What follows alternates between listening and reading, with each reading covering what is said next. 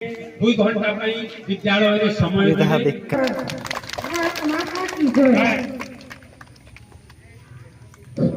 धन्यवाद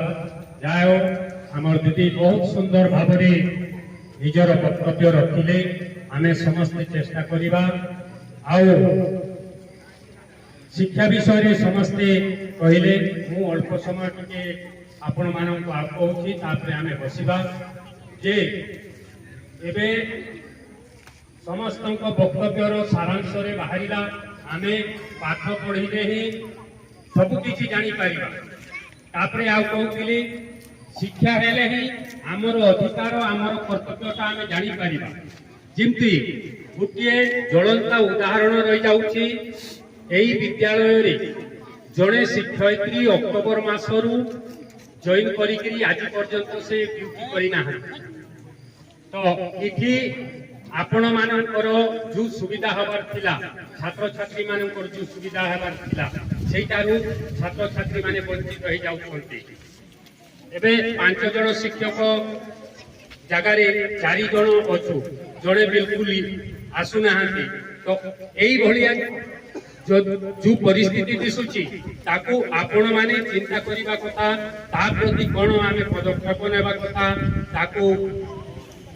आमे केमती उपरिस्थ अधिकारी को जणाइबा से शिक्षयित्री को आनिबा आ प्रति मध्य आपण माने ध्यान देबा उचित एटा तो एहा हेले तो हमर सुविधा होबो ना विद्यालय रो सुविधा होबो छात्र छात्री मानकर उन्नति होबो तो एई सब रहउची तेणु आमे समस्ते शिक्षा को उन्नत करिबा समस्ते मिली मिसिकरी शिक्षा प्रति लागि पड़िबा तापरे आसंता काली गोटे स्वतंत्र पीटीएम अच्छी जो प्रत्येक पिता माता अभिभावक आ शिक्षक शिक्षयित्री मानकर बैठक रहिबो से तार मुख्य उद्देश्य होची जे जो पिला माने स्कूल को आसुना हांती आ अधारो पाठ छाड़ी देइछंती सेही पिला माननकू किंती आमे मुख्य स्रोत रे शामिल करिबा तेणु आपण माननकू मु गुरुतर अनुरोध करूची काली जिंती हेले मध्य गुटिए 2 घंटा विद्यालय रे समय एठारे गोटे बैठक हबो गोटे पद यात्रा हबो आसो स्कूल जिबा तेणु समस्ते काली टिके आउ समय देबा को चेष्टा करिवे 10टा बेले आमे 11टा